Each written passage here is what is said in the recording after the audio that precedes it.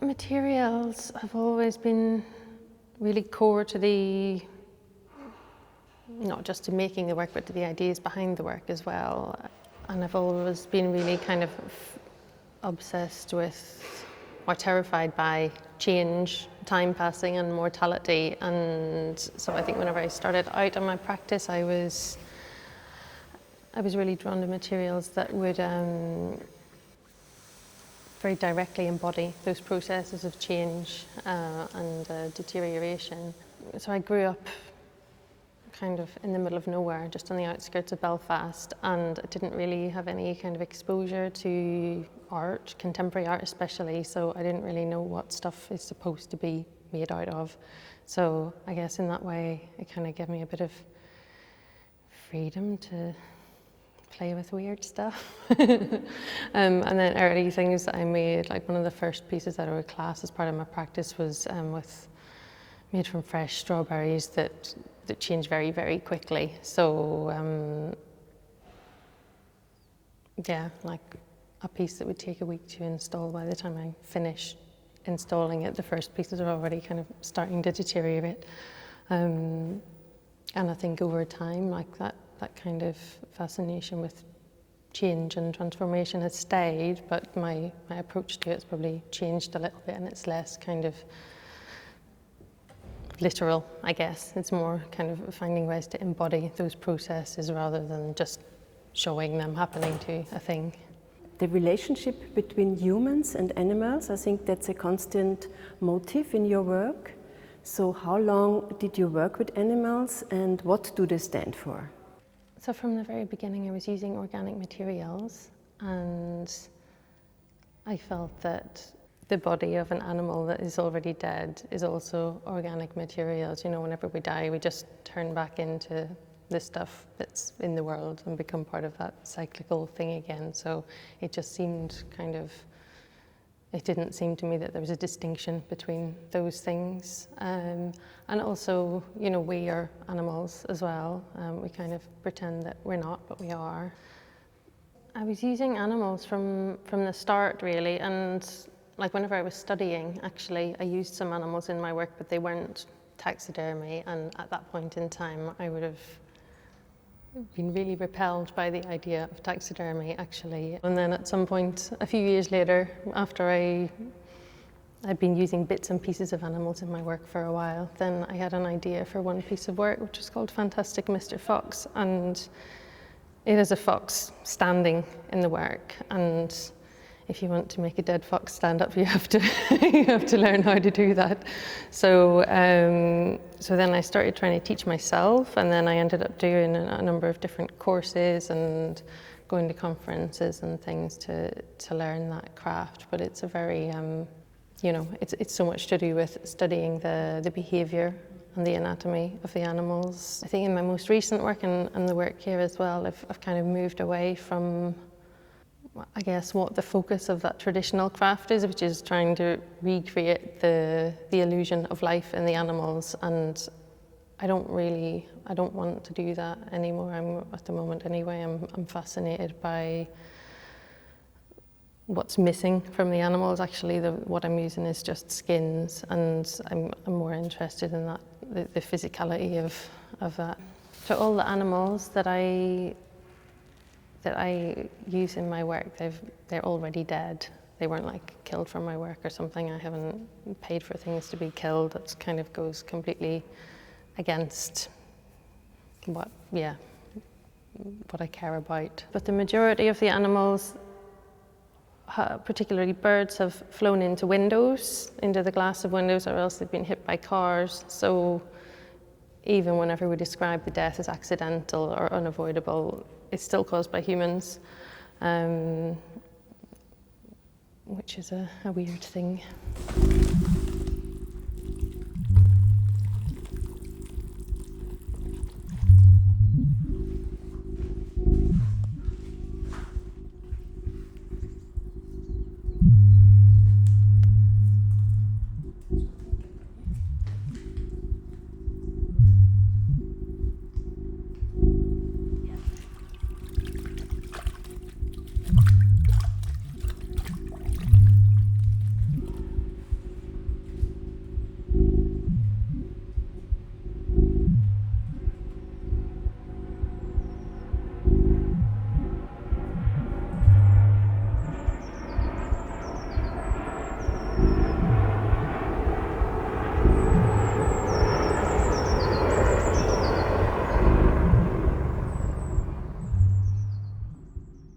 So Claire, until now, the human figure has been excluded from your work, but in your recent works, the human presences are appearing in form of female bodies. I guess as I get older, then I get more.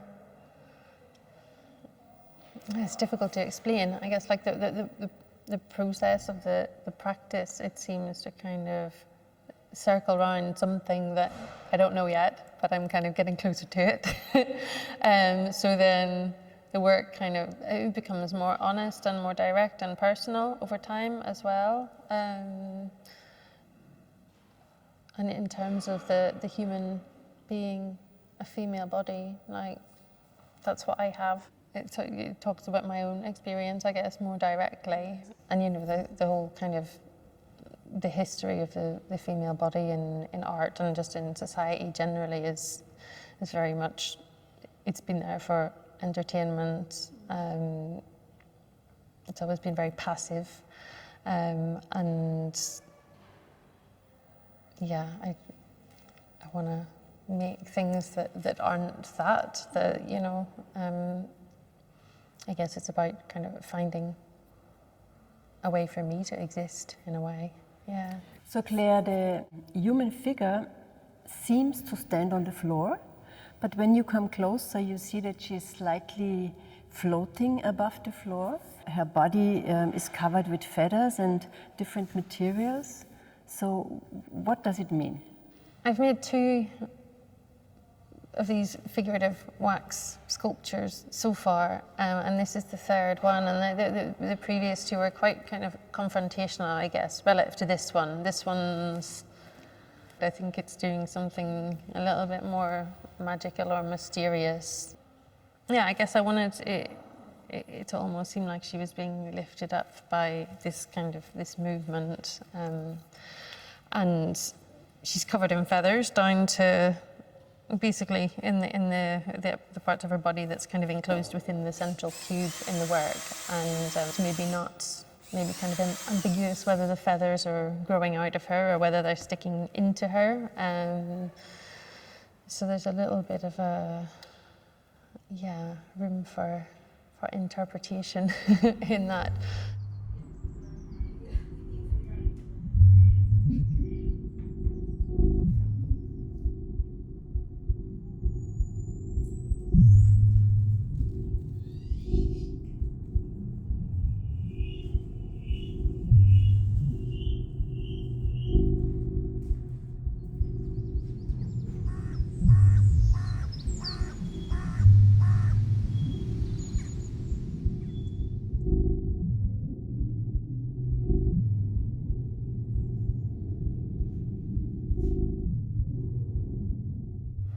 You use these small, colorful fragments of plastic almost always in your work, and you give them with seeds and feathers kind of a geometric form.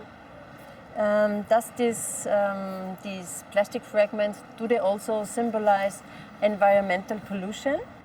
I mean, that's what it is. It's waste plastic, but the idea that using a few plastic bags for the work would somehow counteract the international shipment of art is kind of not realistic. But I use it because I think it reflects something bigger. You know, the pollution that there is in the world is a symptom of a problem. It's not the problem in and of itself. So I guess sometimes with the fragments of plastic, I want to create something that feels quite claustrophobic, superficially attractive and kind of appealing, but actually whenever you look at it in more detail, it's horrible stuff. It's kind of poison. In your installation, you always use different materials, organic and artificial materials. So these contrasts are very important in your work, are they? Yeah, I think that's always been a part of the work. I guess that kind of struggle between chaos and control. It's something that's always in life as well, isn't it? Yes. I want to control things, but we can't really control anything whatsoever. And I guess that's how, that comes back to the idea of time passing as well again. no matter how much we try to exert control on things, that's the one thing that we've got absolutely no control whatsoever over.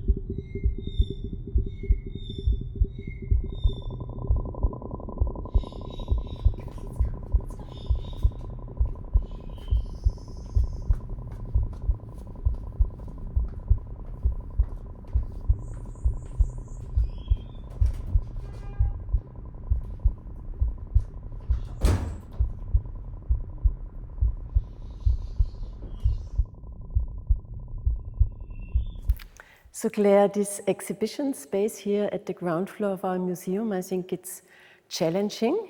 So what do you like about this space, and how did you develop the concept for this in situ work?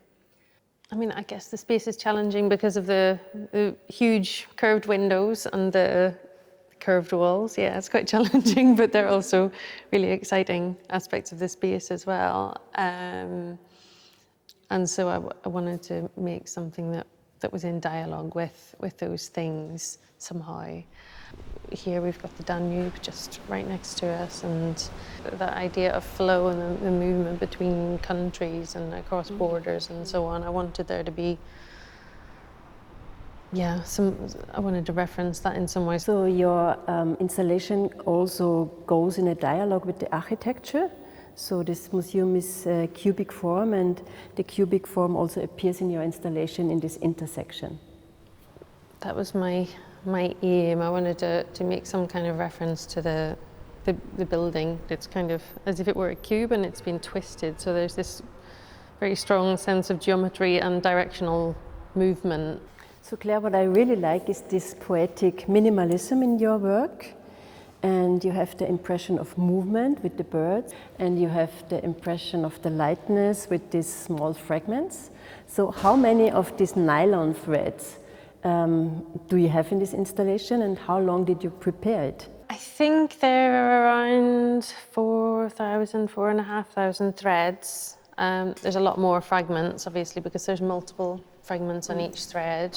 And in terms of the time scale, I don't know, because there's been a few of us working on it together, and there's so many different parts of the process. So that actually assembling this is one part of it, but then Tom, my studio manager, spent a really long time creating a 3D model of it, which is a huge amount of work as well, to make sure everything was going to be the right density. And I think, like, for me, I used to be quite preoccupied with the quantities of the things, but it doesn't really matter for me so much anymore. It's more the sense of volume that's created by all these tiny kind of the bits of rubbish, really.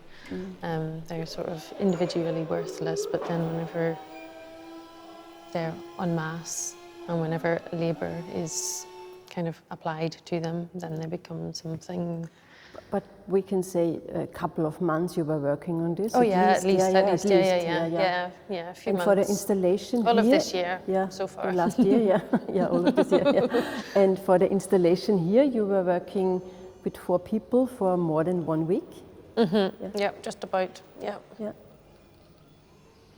Yeah, it's all very slow.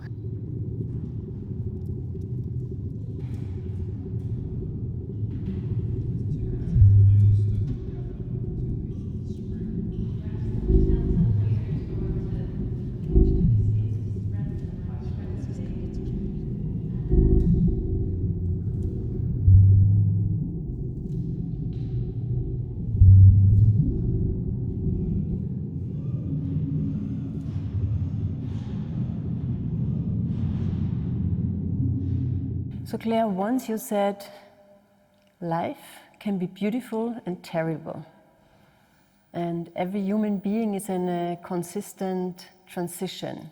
So is the ambivalence of life and death so a central motive or aspect in your work? Yes, always. And I think over time that becomes more prominent. And you know what? While we were talking about the climate crisis and our relationship with the rest of the natural world, actually, our relationship with ourselves is directly related to that. Most humans kind of go about life day to day in a way where we don't really acknowledge the fact that we're only here for a certain amount of time and then we're going to die, and that's that. And I think that kind of denial relates directly to our relationship with the rest of the natural world, because nature embodies mortality and change, and so we want to distance ourselves from that, and then that sort of denial, I guess, is at the root of all of our problems, I think. This installation has a special title. It's called Hold Me Tightly Lest I Fall. And you brought this title from a song. So why did you choose this title? It's lyrics from a Sufjan Stevens song, but it's also actually originally a Catholic prayer that it appears in. I'm not religious at all. It's about feeling a need for some kind of deeper connection with the rest of the natural world, and whether that's a call from a human or from humankind to the world, or whether it's coming from the world as a kind of a warning. There's something quite nice about both of those things, I think.